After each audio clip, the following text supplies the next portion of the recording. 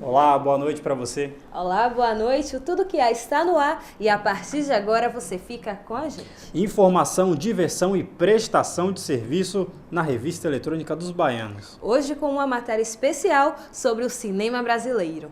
E você vai ver também. Marco da história do Brasil e da Bahia, contada sob o olhar de Caribé em 2 mostras inéditas.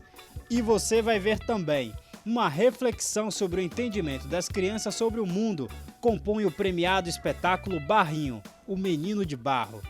Agora, no Tudo Que Há.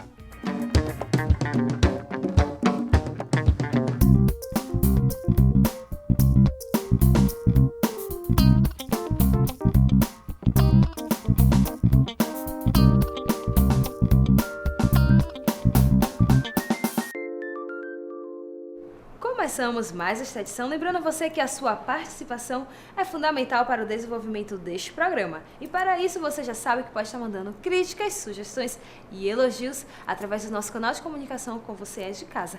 Anota aí, pautalivre@restavejovem.com. Você pode estar interagindo com a gente também através da nossa página no Facebook, programa Tudo Que Há.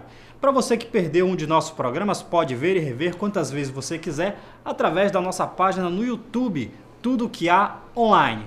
Para você que está online agora, pode interagir ao vivo com a gente pelo Twitter usando a hashtag Tudo Que Há. 2 exposições vão reunir mais de 100 obras do renomado artista plástico Caribé. A mostra inédita com marcos da história do Brasil e da Bahia, sob o olhar de um artista que escolheu o estado como principal fonte de inspiração. Ele nasceu na Argentina, mas escolheu a Bahia como casa e fonte de inspiração. Vamos conhecer as obras do grande artista plástico Héctor Julio Paride Bernabó, o famoso Caribé, que com sua sensibilidade vislumbrante e artística relatou em telas a história do Brasil e as suas tradições religiosas. Conta pra gente o que fez ele migrar para o Brasil e escolher a primeira capital como casa e fonte de inspiração. Bom, na verdade, ele veio para o Brasil pela primeira vez quando eu tinha 9 anos e morou no Rio dos 9 até os 20 anos. Então, na verdade, ele já gostava do Brasil, passou uma parte importante da vida dele aqui. Ao ponto de quando ele conheceu a Argentina, porque, na verdade, ele só conheceu a Argentina aos 20 anos, porque antes disso, dos 6 meses até os 9 anos, ele morou na Itália. Quando ele chegou na Argentina, ele era muito ligado ao Brasil e lá ele sempre procurava amigos brasileiros, procurava todas as novidades sobre o Brasil, discos, livros. Caribé ilustra a carta de Perovaz de Caminha, dando ao visitante a sensação de ter presenteado os momentos mais marcantes da narrativa portuguesa sobre o Brasil. A navegação da esquadra, o vistar das terras, o primeiro contato entre portugueses e índios, a troca de culturas, a primeira missa e o pau-brasil. Assim, nasceram em cores vivas e traços leves as obras Aquarelas do Descobrimento. Olha, se você vir esta exposição, ela tem uma ordem do começo ao fim. É como se você estivesse há mais de 500 anos chegando ao Brasil, tendo as primeiras impressões que um português teve naquela época, vendo como foram as primeiras tentativas de comunicação entre os portugueses e os índios. Então, essa é a história contada por Pero Vaz de Caminha, quando ele acompanhou Pedro Álvares Cabral no dito descobrimento do Brasil. Nas cores do sagrado, o artista registra o único dos rituais e cultos aos deuses africanos no candomblé na Bahia, desde os rituais de iniciação, passando pelas festas e incorporações dos orixás até os rituais fúnebres. Ele, desde a primeira vez que ele veio, ele ficou encantado, primeiramente pela estética do candomblé, e depois, ao longo do tempo, ele foi cada vez, digamos, conhecendo. Era, aliás, o título que ele mais gostava e que ele tinha mais orgulho, apesar de que ele foi doutor honoris causa, ele foi comendador, teve várias comendas e honrarias ao longo da vida, mas o título de Obá de Xangô era o que ele mais amava e se orgulhava. E, além disso, ele terminou morrendo no Axé Pofongá. A curadoria é de Solange Bernabó, filha de Caribé, e busca privilegiar a sintonia entre os momentos do artista, além da sua técnica privilegiada. Genial mergulhar nas obras desse grande artista, né? Que teve a responsabilidade de levar para o mundo a história do Brasil, as suas belezas e a tradição da cultura baiana. Espero que você de casa tenha gostado da nossa matéria, mas o programa continua com os dois queridíssimos Cristiana Fernandes e Jorge Faria. Até a próxima. Tchau.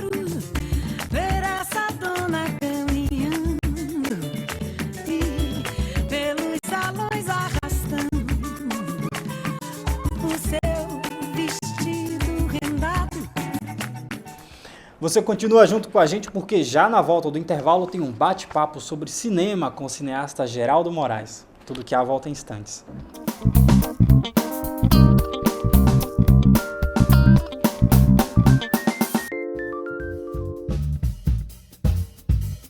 Videoclipe, show, documentários, edição e finalização. Com equipamentos de última geração, a Produtora Social leva até você a maior e melhor qualidade de áudio e vídeo.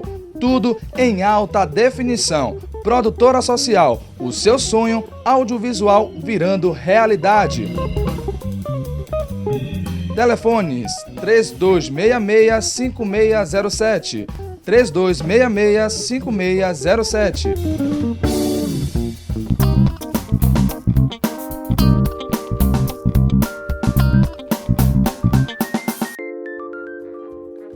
Diretor, produtor, roteirista e professor de cinema. Geraldo Moraes é um dos mais importantes e experientes cineastas aqui da nossa terra.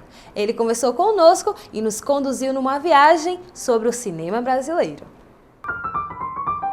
O Brasil foi um dos primeiros países do mundo a registrar imagens com filmadora de cinema.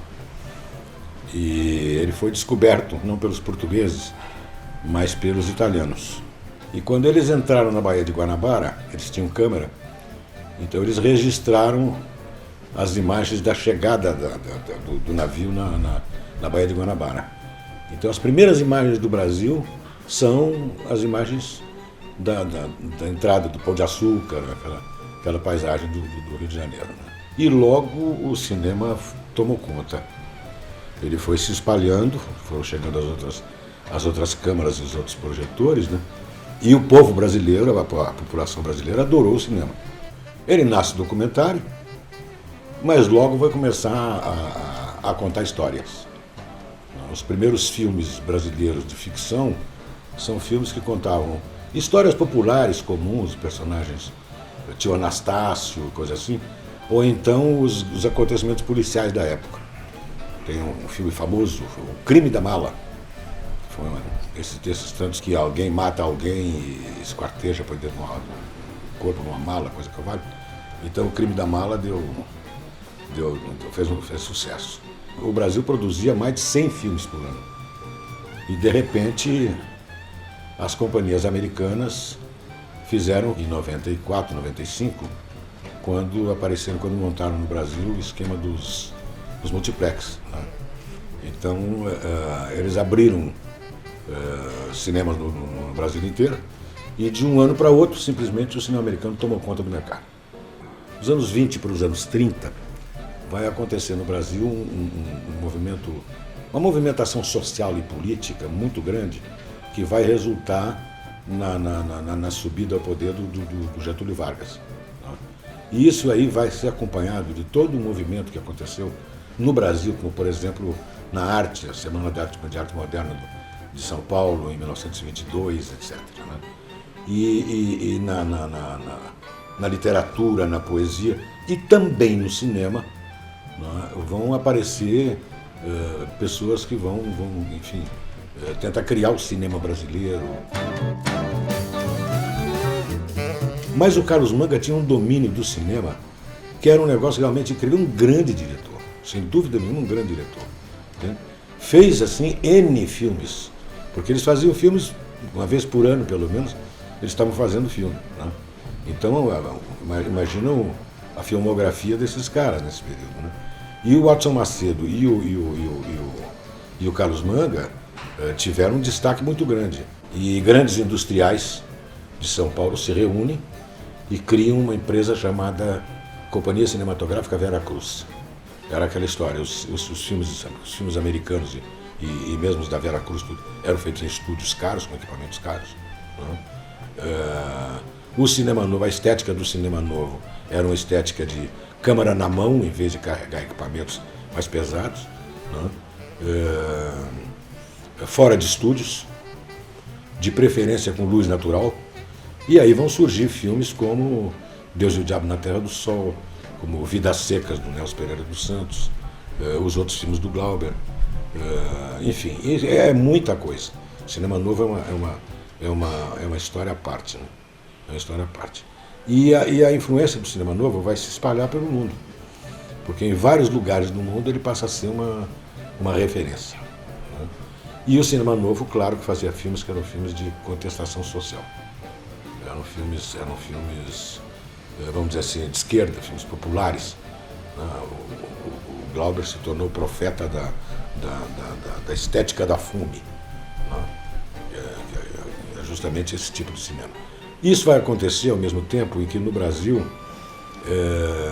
estava havendo um movimento muito grande também. Quando o país começa a tomar consciência da sua personalidade, da sua identidade, né, ele começa a se valorizar, né, e começa a se expressar. Então, nessa mesma época, vai aparecer a bossa nova na música popular, vai acontecer o teatro Opinião e outros teatros de contestação política, Augusto Boal e outros mais, não só no Rio e São Paulo, mas também, por exemplo, aqui na Bahia, né? Houve um movimento importantíssimo também em tudo isso, né? Você sabe perfeitamente que não somente Glauber, mas outros mais, como Walter Lima Júnior e outros mais, saíram daqui para fazer o cinema novo, né? Muita gente do Nordeste, de um modo geral, da Paraíba, né? Enfim. Então, isso aí cria, no Brasil inteiro, uma consciência incrível de uma nova geração que quer renovar o teatro, quer renovar tudo isso. E isso está dentro do bojo de uma situação mais séria, porque o Brasil inteiro toma consciência da situação de subdesenvolvido, como se dizia, entende? E então ele começa a reivindicar o direito de se desenvolver, não ter sentido ficar trabalhando para os outros, não ter sentido ficar fornecendo matéria-prima para Estados Unidos e Europa, e enquanto eles industrializam o material que a gente fornece para eles e depois importa deles o material industrializado e muito mais caro, né?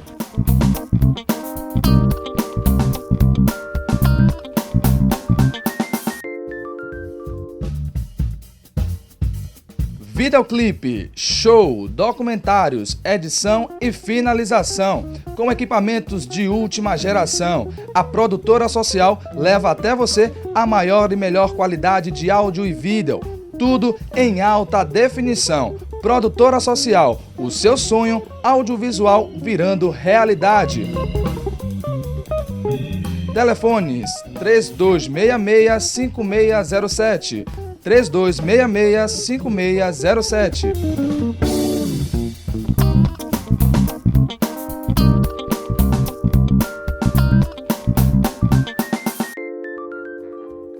Baseado na obra de Mabel Veloso, Barrinho, o Menino de Barro é um espetáculo que fala sobre o comportamento humano e traz importantes reflexões do entendimento da criança sobre o mundo. Em 2013, ganhou o Prêmio Braskem de Teatro na categoria Melhor Espetáculo Infanto-Juvenil. Baseado na obra de Mabel Veloso e adaptado por João Sanches para o teatro, a brilhante história Barrinho, um Menino de Barro, traz temas reflexivos. O intuito é captar a atenção do espectador, fazendo-os refletirem. A exemplo, o entendimento da criança sobre o mundo, mas com uma pitada especial. Para portadores de deficiência auditiva, os atores e bailarinos interpretam as cenas do espetáculo para Libras, língua brasileira de sinais. Bom, um espetáculo de teatro, para mim, ele tem sempre um objetivo de formar plateia, né? Então, sempre que a gente faz um espetáculo, a ideia é fazer com que as pessoas gostem do teatro, venham mais para o teatro. Nesse caso em específico, o Barrinho, o Menino de Barro, a gente fala sobre infância, né? Então, a gente fala sobre a criança e as coisas que ela usa para brincar. E nesse caso, que é um filho de um artesão e que cria o seu próprio brinquedo, né? Ele cria o seu próprio boneco. E ele acaba tendo um envolvimento tão grande com esse boneco que o boneco acaba criando vida, né? Então, acho que o objetivo maior desse mesmo é fazer com que a gente reflita um pouco sobre as questões da criança. É a minha primeira experiência com a Libras fazendo parte diretamente do espetáculo, né? Estando em suas cenas, como falei, deixando de ocupar aquele espaço no canto do palco, né? Só fazendo a tradução simultânea para os surdos, mas com ela efetivamente fazendo parte da composição da cena, né? Como dança, junto com as falas das personagens. É a primeira vez que eu tenho uma experiência mais forte assim com a Libras. Tudo começa numa noite de lua cheia. Sozinho e solitário, o menino deseja uma companhia, alguém que possa conversar. Então, pede ao céu um irmão. Assim, Barrinho, ele é fruto de um sonho, né? Ele é um boneco de barro criado por um garoto muito criativo, um garoto que tem o sonho de ter um irmão. E um belo dia esse garoto ele sonha tanto, ele pede tanto internamente, ele tem tanta fé que vai conseguir um irmão, né, que esse desejo se torna realidade a partir do boneco que ele criou. Esse boneco que ele criou nessa noite ganha vida. A mensagem que deve ser passada é que devemos sonhar independente de qualquer coisa. Acho que o sonho ele move o ser humano, né? Ele move o indivíduo. Então, assim, independente do que você vai encontrar no final do percurso, é importante que você sonhe, que você tenha uma motivação. É de barro feito Adão, é bonita que nem ela. Olha o fácil, olha a guria, olha a tigela, é de barro feito Adão. Criado inicialmente de forma modesta, o Cine Jandaia foi inaugurado em 9 de março de 1911, exibindo filmes mudos de grande sucesso na época. Então, logo na década de 60, o Cine Teatro Jandaia se tornou uma das casas de espetáculos artísticos e culturais mais importantes da América do Sul. Hoje, a situação desse patrimônio histórico é bem diferente. Entre 1900 e 1910, o cinema aos poucos vai se consolidando em Salvador com o surgimento de vários pontos de exibição. O Teatro São João, o Salão da Sociedade Filarmônica Euterpe, na Rua Carlos Gomes, o Íris Teatro, na Baixa dos Sapateiros. Em 1920, a revista Artes e Artistas informava a existência de 9 cinemas na capital. Politeama Baiano, Teatro São João, Guarani, Ideal Cinema, Recreio São Jerônimo, Cinema e Teatro Olímpia, Jandaia, Avenida e Itapajipe. No ano de 1935, estavam instalados 4 cinemas de elite: Guarani, Liceu, Glória e Excelsior. O Jandaia chegou com esse status, mas depois popularizou-se. Chamado de Palácio das Maravilhas, o Cine Jandaia levava uma multidão às suas sessões. Local glorioso, marcado pelas apresentações de Carmen Miranda, Pablo Neruda, Bidu Sayão, além dos melhores filmes da época. Em sua memória, o escritor e cinéfilo Geraldo da Costa Leal recorda: adquiríamos os ingressos, recebíamos na porta as propagandas desnecessárias, pois já sabíamos o que assistiríamos. Olhávamos os cartazes internos, opinávamos, ocupávamos os lugares que podiam ser nos camarotes, cadeiras inferiores ou superiores. Muitos meninos preferiam ficar sentados, encostados às janelas que davam para a ladeira do Alvo. Dali, via-se o movimento dos trabalhadores que entravam para geral, pois o preço era metade do valor. Eram lixeiros, baleiros, sorveteiros, biscateiros, desocupados e até mesmo estudantes, quando em casos especiais os preços eram aumentados. A algaravia tomava conta do ambiente. Os discos tocados desde sua abertura às 12h30 era da Casa Milano, situada ao lado do cinema. A garotada gritava, chamando os colegas e vizinhos que chegavam, pois os seus lugares estavam reservados. Meninos assoviavam, Outros inquietos movimentavam as poltronas. Os pombos confeccionados com os panfletos e propaganda cruzavam o espaço. Os baleiros, devidamente uniformizados, circulavam, vendiam queimados de 5 por 1 tostão. Buzi, cuja caixinha custava 500 réis, ou mesmo chocolates Gardano e Nuga, mais sofisticados. O guarda civil circulava fiscalizando excessos. O vagalume era o empregado do cinema, com lanterna na mão, orientando possíveis retardatários se houvesse lugar, ou rapidamente focando algum fumante surpreendido. Faltando 15 minutos para o início do espetáculo, os 2.200 lugares do Palácio das Maravilhas já estavam ocupados, inclusive a geral. Faltando 5 minutos, a garotada pedia que as janelas fossem fechadas. Eram mais de 20 janelas, e os meninos que estavam junto delas tratavam de fechá-las rapidamente. Era exibido o jornal, depois os 2 filmes. Iniciado o filme, quase todos participavam, torcendo, gritando nas cenas de perigo, advertindo o artista e a mocinha contra as ciladas e as armadilhas do bandido. O envolvimento era tanto que muitas vezes os espectadores reagiam como se fosse possível uma comunicação direta entre eles e o que era projetado na tela. Ficavam emocionados e torciam alegremente quando o facínora era atingido. Orientavam o cão Rin-Tin-Tin quando farejava estranhos elementos criminosos. Sistematicamente, torciam contra os índios, pois esses eram apresentados nos primeiros tempos como agressores. Mas o tempo passou e os meninos cresceram. As atrações mudaram, o bonde não circula mais na Baixa dos Sapateiros, as portas do Jandaia fecharam. Quase todos os cinemas de rua, que chegaram a ser 80, morreram. Fica a saudade de um tempo no qual o Jandaia é o maior símbolo, cujo patrimônio abandonado por décadas agoniza, abandonado. O Tudo Que Há vai ficando por aqui, mas antes de finalizarmos o programa, a gente quer agradecer ao pessoal do Museu Nacional de Enfermagem Ana Nery, que cedeu espaço para que a gente pudesse estar gravando o programa de hoje para você. É isso aí, muitíssimo obrigado a todos, obrigado a você também que ficou com a gente aí até agora, que você tenha uma ótima terça-feira. Boa noite. Boa noite. Tchau.